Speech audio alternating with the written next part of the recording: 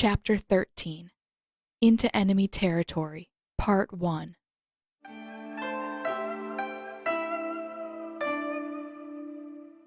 Zuko wasn't sulking. Hiding in his cabin for a day and a night, refusing food and company, that wasn't sulking. It was completely justifiable moping? No, that wasn't the right word for it either. Too undignified. He stared at the candles and tried to focus. Uncle was always telling him to keep his breath and emotions steady, to control his chi and his flames rather than allowing them to control him. It was as good a use of his time as anything else. Maybe he could improve his bending while he kept himself locked away. Maybe improving his bending would make everything else easier. The flames wavered as he let out a breath. Damn it. He couldn't get the avatar, his failure, out of his mind long enough to keep his control consistent. And he was trying. It shouldn't be this hard. Not firebending, not his hunt for the avatar, not keeping his crew under control, none of it. He was a prince for Agni's sake. Royalty wasn't meant to struggle like this. He didn't expect luck like Azula's, or the sort of unquestioning obedience that Father demanded from his council and his advisors, or even the gleeful sort of dedication and admiration that Uncle seemed to inspire at every turn. But was it really too much to ask for things to go right once in his life? Prince Zuko! The voice echoed down the steel corridor, through Zuko's heavy and locked door. Zuko's fists clenched and the candles flared. Prince Zuko, open up! There was a series of forceful knocks. Go away! He shouted. Maybe he sounded a little juvenile, a little petulant, but he didn't care. He didn't want to see anyone. Least of all, Lieutenant G. G snorted. Fine. Don't mind me. General Iroh just thought you might be interested to know that we have the Avatar's bison in our sights. What? Zuko sprang to his feet, knocking over one of the candles in the process. He swore and extinguished them all with a hasty wave of his hand before he vaulted over his bed. He'd left candles burning in his cabin once, and he wouldn't make that mistake again. His bed still wasn't the same. He shoved his way into the corridor, past G, and sprinted up the stairs to the control tower, 2 at a time. Even before he snatched the spyglass out of the helmsman's hand, he could make out the off-white smudge of the bison against the backdrop of heavy gray clouds. Zuko trained his eye on the quickly receding speck. If he squinted, he thought he could even see 2 tiny blue shapes and a flash of yellow-orange on the bison's back. Follow them! He roared. We can't lose sight of them again!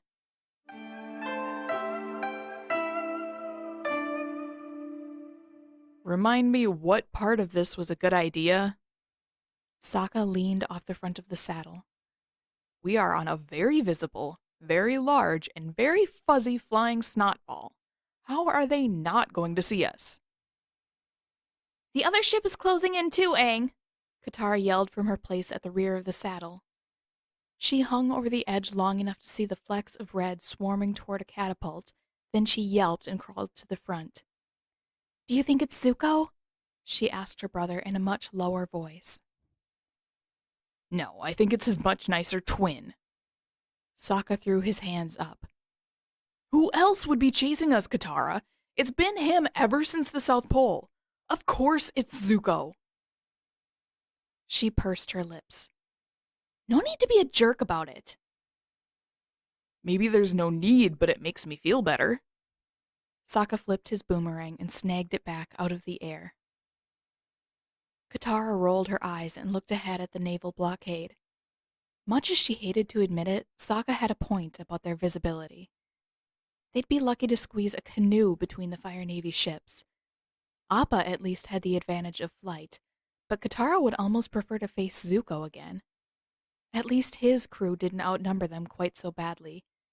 At least they'd won a fight against Zuko before. These ships were bigger, more heavily armed, and, she could only assume, brimming with even more ruthless firebenders. She leaned over the front of the saddle. So, how are we going to do this?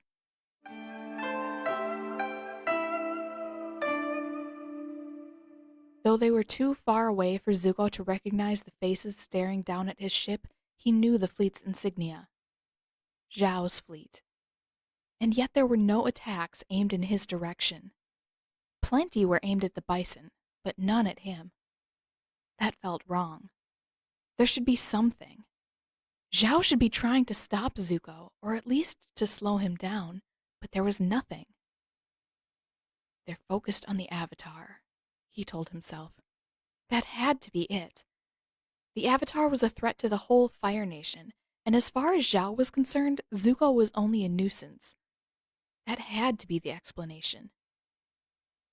G stared back over his shoulder and let out a low whistle. That can't be a good sign. Zhao holding his ground. Zuko's hands and his stomach clenched. That's enough, Lieutenant. That asshole doesn't just stand aside, Prince Zuko. Zhao would sell his mother to a monkey trainer if he thought it would advance his career. From Zuko's other side, Uncle let out a humph. I am afraid that I agree with Lieutenant G. His eyes landed on Zuko, piercing straight through him. Commander Zhao is a man consumed by ambition, Prince Zuko. He does not grant favors out of the kindness of his heart. Does Zhao even have a heart? Zuko wanted to ask. If he did, there was nothing even resembling kindness in it. Kind men didn't last in the Fire Nation. Kind men didn't survive the Navy. Kind men certainly didn't get promotions. He shook the thought out of his head. Zhao's reasons didn't matter. They had a clear path to pursue the Avatar, and Zuko would not let this opportunity pass. We aren't retreating, Zuko said sharply. The Avatar is my mission, not Zhao's. He fixed his deepest scowl on G. I don't care if this is a trap. We'll pursue the Avatar to the end of the world if we have to.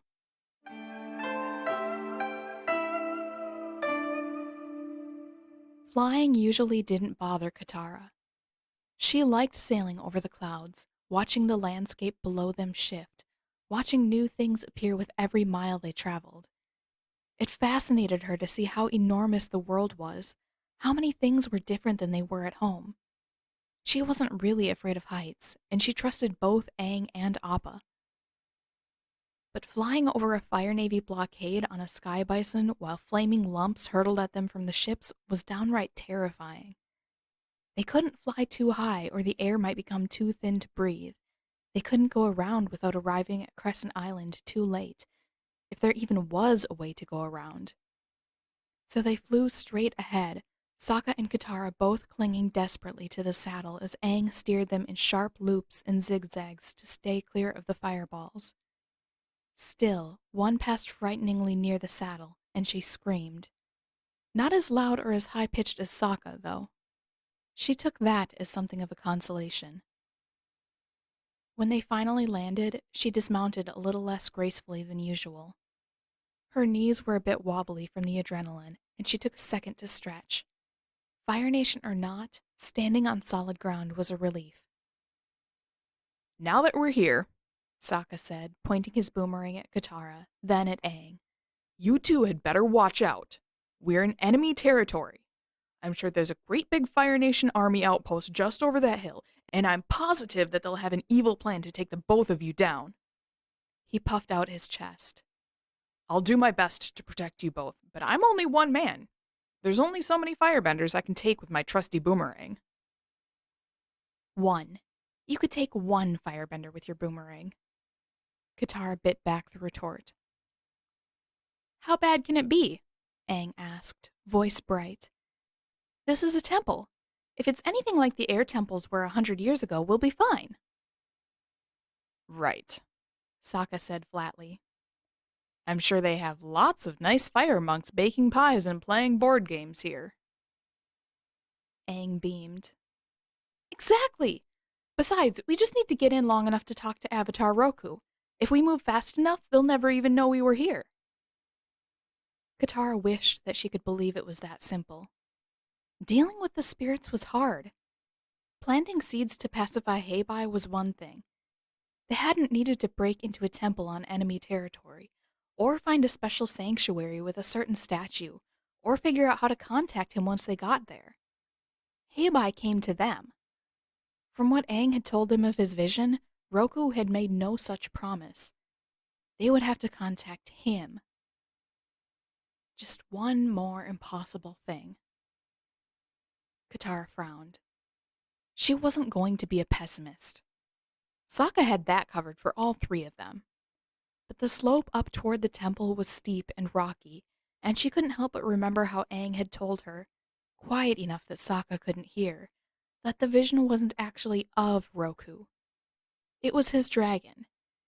And the dragon hadn't actually told him to come here. It had just shown him the island and the temple and the statue. She wasn't going to be a pessimist, but knowing that they were here on the word, or not the word, of a spirit dragon wasn't entirely encouraging. Still, she took a deep breath and squared her shoulders. They were here. If there were any answers to be found here, she wasn't going to leave without them. Let's go. Zuko can't be too far behind us.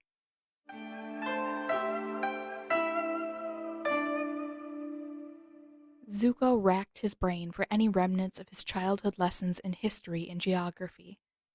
When his learning was focused on the Fire Nation and its territories, and organized by tutors, not focused on whatever little harbor town they happened to be visiting, and reliant on Uncle's whims and ramblings. He had to remember something useful about Crescent Island. It was a volcanic island, but there was nothing significant about that. Most of the Fire Nation was volcanic. Crescent Island was home to the High Fire Sage and the most sacred temple of Agni, but little else. There were no significant settlements, no military bases, nothing of any strategic value. He let out a frustrated breath as he pored over the map again. What on earth did the Avatar even want with Crescent Island? The sages were bound by an oath to serve the Fire Lord above all else. There was nothing for the Avatar to steal or destroy, nothing that would have any real impact on the Fire Nation or the war. It didn't make sense. Why would she risk going into the Fire Nation with nothing to gain?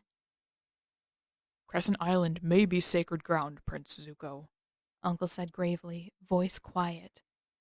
But it is still Fire Nation territory. By the terms of your banishment. I'm aware, Uncle.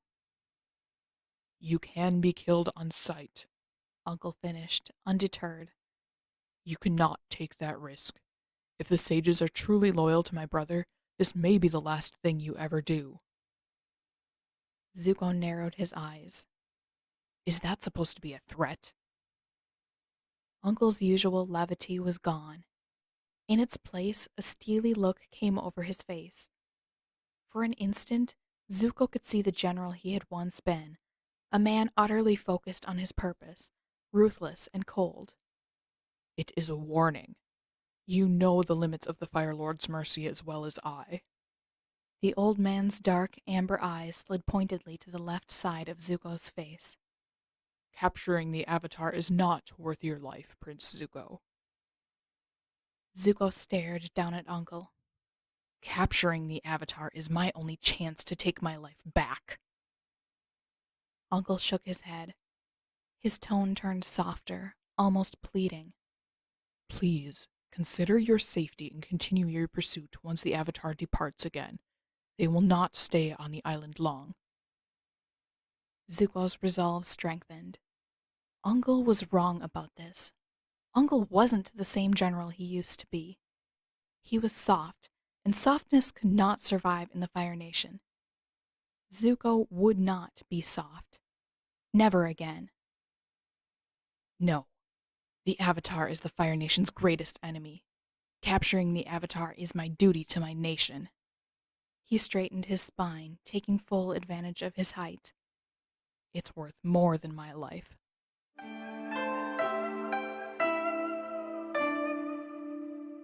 The temple was impressive, Katara had to admit that much.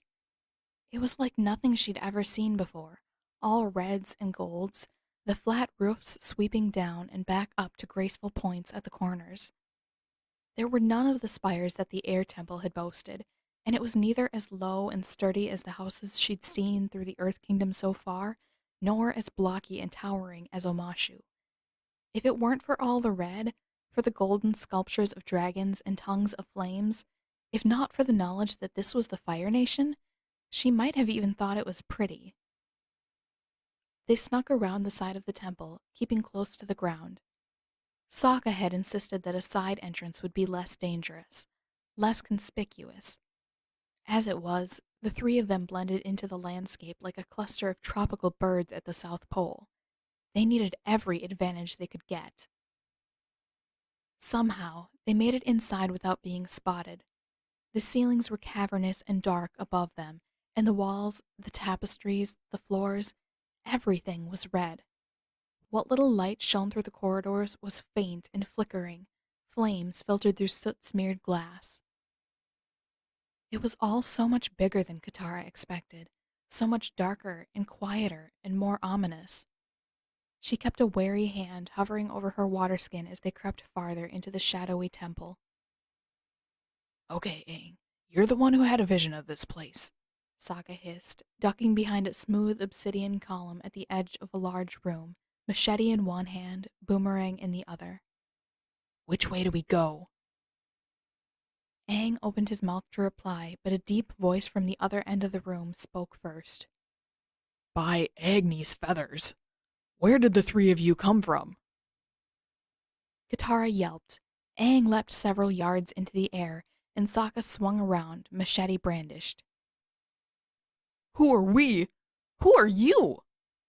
Sokka's voice gave a rather undignified squeak at the end.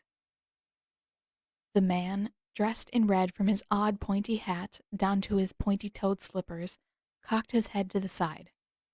I don't believe I asked who you were. Katara fumbled to uncap the water skin at her hip while Sokka wavered between brandishing his machete and his boomerang. Only Aang didn't seem particularly interested in preparing to fight, and Katara nudged him. "Aang!" she hissed. It was only a matter of time until the firebender. The man looked them over and his eyes stopped at the tattoo on Aang's forehead. Avatar. The man knelt and bowed so low that his forehead touched the floor. It is the greatest honor to meet you at last. Attacked? This didn't seem right. Aang scratched his head. I guess it's nice to meet you too, Mr. Fire Monk. Katara shared a glance with Sokka. It's Fire Sage, the man informed them, his tone surprisingly polite as he stood. And you may call me Shayu. Sokka jabbed his machete at Shayu. What exactly is going on here? Why aren't you attacking us? Katara felt her eyes widen. She wanted to know the answer too, but asking seemed like a bad idea. A dangerous idea. But before anyone could speak, there were footsteps in the corridor, and the Fire Sage's eyes widened. Quickly. He pointed them to the right, farther into the darkened center of the chamber. My brother sages will not be pleased to find the Avatar here. Sokka scowled. And why should we trust you? He edged backward, closer to Aang and Katara, and they closed in too, forming a tight wedge. There is no time, Shayu hissed as the footsteps drew nearer. You may not trust me, Avatar, but I assure you that whatever the others have in store for you is far worse than you can imagine. Katara scrutinized Shayu. He was Fire Nation, and bigger than all of them, and probably a capable fighter, but she saw no sign of deception in his eyes.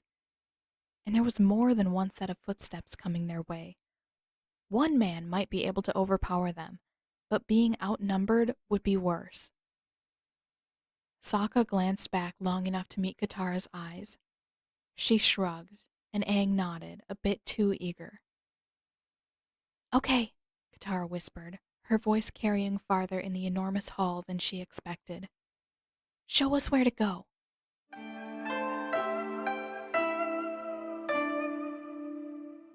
"Anchor here," Zuko ordered when they had passed the narrow entrance of the bay. Crescent Island wasn't good for much, but the bay was too small for any vessel larger than Zuko's. Zhao wouldn't be able to anchor anywhere near the docks. He'd have to send men across the bay on skiffs. It wouldn't be enough to give Zuko a real advantage, but at the least, he wouldn't need to face the full force of the Western Fleet. He took the stairs 2 at a time down to the hold where his own skiff, rusted and battered with age and use, waited for him.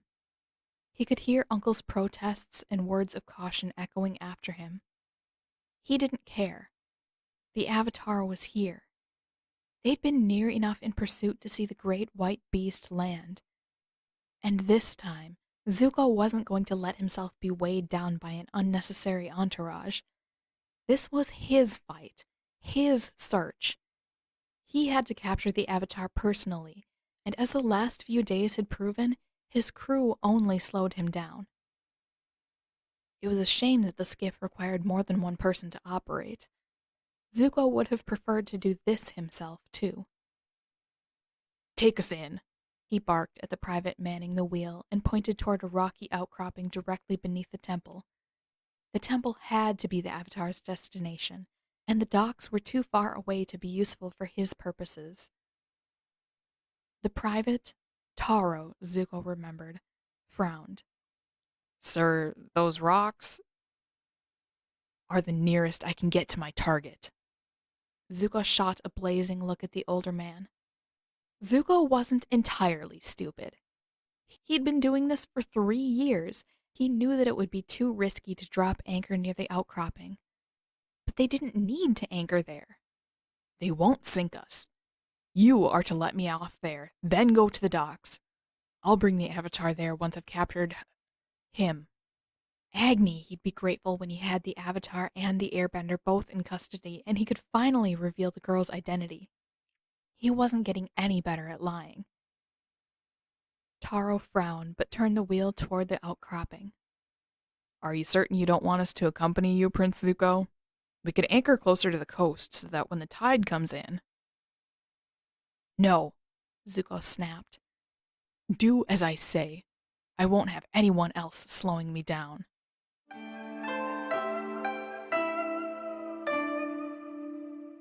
To Shayu's credit, the chamber he led them into was unoccupied. And silent. And, more than likely, secret. The door was well concealed, and the chamber itself was rough-hewn stone tucked beneath the rest of the temple. Not exactly a popular gathering place, if the layer of undisturbed grime on the walls was any indication. The heat, though. Katara was not thrilled about the heat. "You've come to speak with Avatar Roku?" Shayu looked puzzled. Aang nodded. "Yeah, I went into the spirit world a couple of days ago, and—" Sokka uncrossed his arms to raise a hand. "I was there too. Can't say that I was impressed with the place." "And Roku's dragon came to visit me," Aang carried on, unfazed by the interruption. "He gave me a vision and said that we had to come here on the day of the solstice." One of Shayu's eyebrows cocked upward. "The dragon told you this?" "Well, he didn't exactly talk, but I saw the statue of Roku and the sunset. It was pretty clear what he meant." Katara's brows furrowed. Aang hadn't told them the specifics of his vision before, and now she could understand why. Had she known that they were relying on a few vague images, she would have been hesitant to agree to this trip. Sokka probably would have skipped straight past hesitance and tied Aang to the saddle until the solstice was long past. As it was, Sokka's eyes looked a bit, well, buggy. "A statue of Roku." Shayu stroked his little pointed beard. "That must be the high sanctuary." Katara shook the hesitation out of her head. They were here. They'd managed to get into the temple. It would be silly to turn around now when answers were so close. "Can you take us there?" It is the holiest place in the whole of the Fire Nation, Shayu said gravely. The High Sanctuary is not to be entered lightly. Only the Avatar himself, or one consecrated to Agni's service, may enter. He looked pointedly at Katara and Sokka. I do not doubt your intentions, young Water Tribe warriors, but I cannot permit you entry. Katara wanted to protest. She started to protest, but Sokka clapped a sweaty hand over her mouth. Gross. She'd licked his hand. Spirits only knew when he'd last washed it. Fine, fine. Only the Avatar goes in, Sokka said. We've got it. Can you take us there? Shayu cast his gaze over their little group again, then gave a deep bow. Not as deep as when he'd first met them, thankfully. I believe, as my forefathers did, that the truest service to Agni lies in serving the Avatar. Yes, I will lead you to the sanctuary.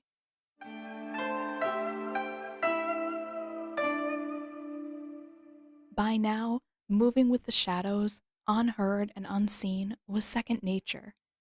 Zuko could sneak in and out of the most heavily guarded fortresses and prisons the Earth Kingdom had to offer. Earth Kingdom security, of course, was nothing compared with what the Fire Nation was capable of, but this was a temple. Security was hardly their highest concern. That was fortunate. Zuko had grace and stealth, but sneaking in full armor was unusual. The extra weight made his footsteps a fraction heavier, and his armor was made for a prince. The extra flashes of gold at the seams caught the light more than he would have liked.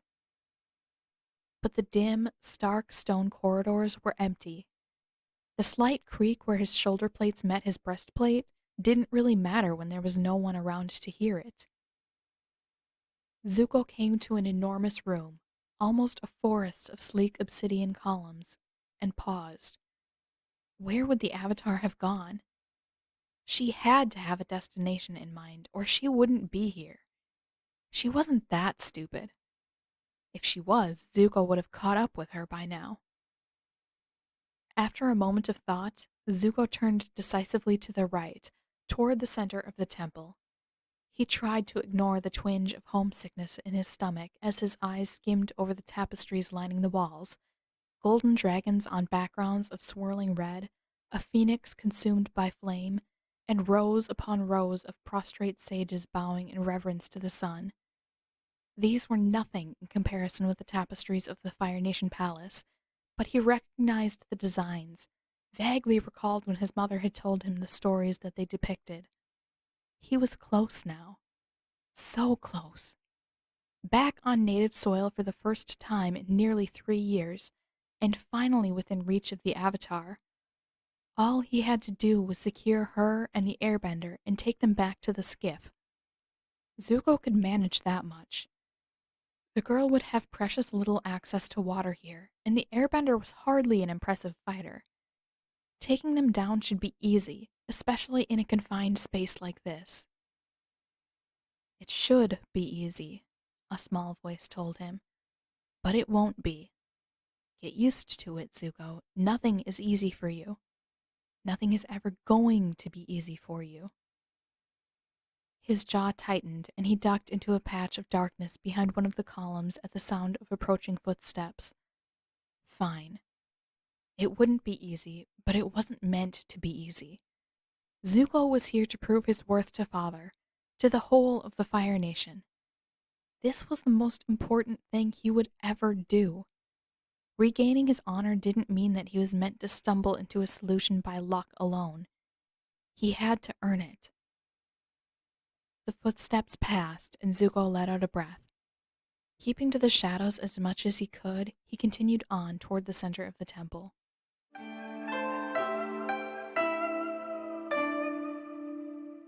Sokka's idea didn't work. It sounded like a good plan, but his fake firebending had no impact on the door.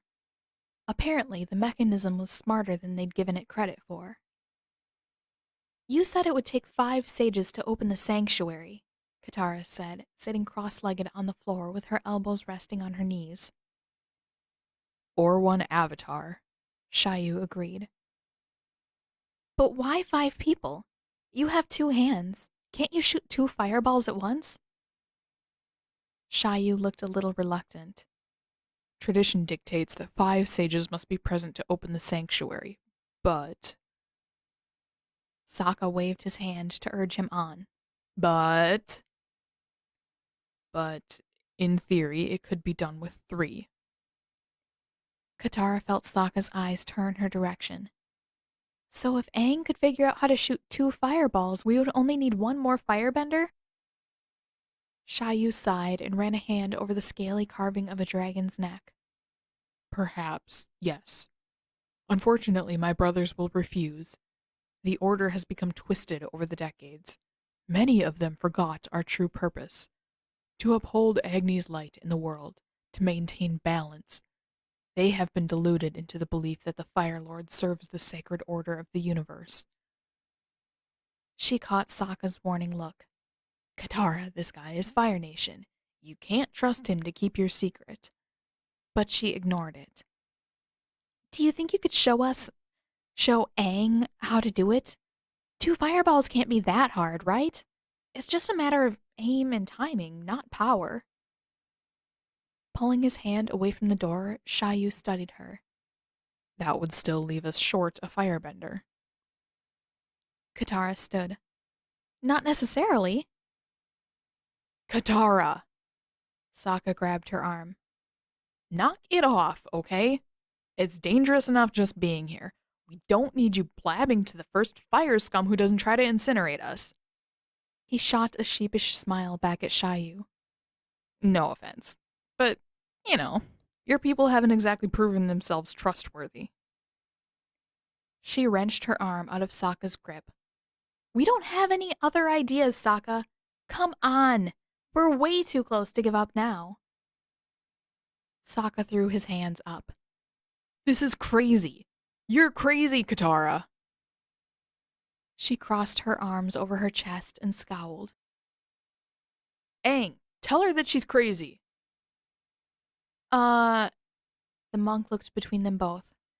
I guess it's not like we have a lot of choices right now, Sokka. Katara straightened in triumph. See? Aang agrees with me, and he... She gestured wildly toward Shayu, who was staring as though the 3 of them had turned into 2-headed, buggy-eyed monsters. Has done nothing but help us so far.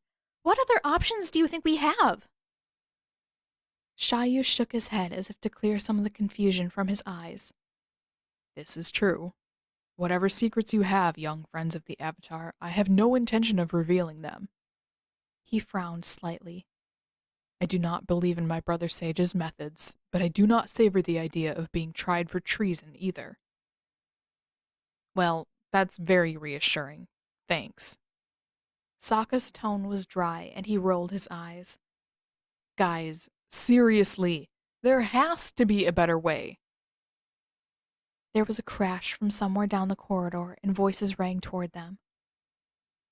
They're coming, Shayu hissed, his eyes widening in alarm. I'm sorry, it's too late. You must go.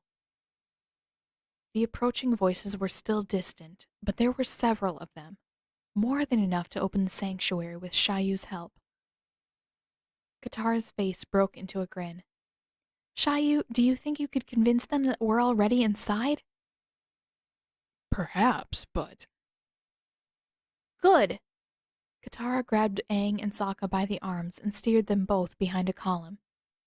Do that! Tell them that the Avatar made it into the sanctuary already. Aang looked up at her, eyes wide. But Katara... Shh! She huddled behind the column with the boys. Just trust me, okay? Shayu? A creaky old voice echoed down the corridor. What are you doing there? It's pie show night. Brothers, I've seen the Avatar. Shayu's tone was agitated. He's here, and he made it into the High Sanctuary. So open it. This voice was harsh and raspy. Not particularly familiar, but unmistakable. Well, Zuko shouted when there was no response. Open the sanctuary. The Avatar is an enemy to the Fire Nation. He cannot be allowed to remain on sacred ground. Oh no, oh no, oh no! Katara tilted her head back, trying to calm her racing heart. Trying to sneak past the sages without being caught would be hard enough. With Zuko there... On my cue. Zuko's voice was firmer, less irrational than she'd ever heard it before, and then there was a roar of flames. The heat reached them in a wave. Katara's skin prickled at the sudden warmth, and she felt a fine sheen of sweat erupt on her forehead. But the rush of heat subsided as quickly as it had come, and with a great metallic groaning, the rush of hot air was replaced by a surge of cold from inside the sanctuary. She glanced at Aang, but he was already in motion. With a running leap, he vaulted over the firebenders and shot a blast of air to drive them further from the sanctuary. Katara sprinted after him as the firebenders lost their balance. She nearly tripped over one of the larger men, and Aang reached out toward her. She regained her balance, though, and raced forward. So close, so close. Once they got the doors closed after them, they would have at least a few seconds to barricade them. Then she and Aang could try to contact Avatar Roku. Zuko recovered faster than the sages, and before Katara could reach the safety of the sanctuary, he was up again, scrambling after her. A hand closed around her wrist. Katara whirled instinctively around, and her fist made contact with his nose. He yelled, and for an instant his grip failed. That was enough. Katara twisted her arm free and kicked vaguely in the direction of his shin. She hit something, though she wasn't sure whether it was Zuko's leg or one of the fallen sages. Come on, Katara! Aang shouted, and she darted over the threshold after him. Neither the punch nor the kick had slowed Zuko down much. When she took hold of one of the doors, he was only 3 steps behind, and she pushed with all her might to close it while Aang did the same on the other side. The doors were heavy, made of steel and clearly not intended to be opened or shut often, but terror gave Katara a burst of sudden strength and energy. The doors latched shut an instant before Zuko could reach them, closing just slowly enough that she caught a glimpse of his wide-eyed stare. "We did it!" Aang said, his gray eyes shining with excitement. With a breathless nod, Katara turned to rest her back against the inside of the door. It was less ornate than the outside, but some of the ornamental bits still dug into her shoulder blades. "We'll have to barricade the door to keep them out. But we made it." She managed a smile before she took a proper look around the room. It was narrower than she expected, but it made up for that by being exceptionally long, almost a hallway in its own right, with ceilings so high that they disappeared into the darkness above them. As with the rest of the temple, nearly everything was red and black, but here there were a few extra flashes of natural light from red and gold-paned windows. Somehow, the effect was less of the world being steeped in blood and more of firelight dancing across every surface. As Aang had promised, there was a statue of Avatar Roku as well, gilded and glistening with a stern but benevolent look on his creased face. Katara let out a breath. They'd made it. That was good. Amazing, really. She only wished that she knew what to do next.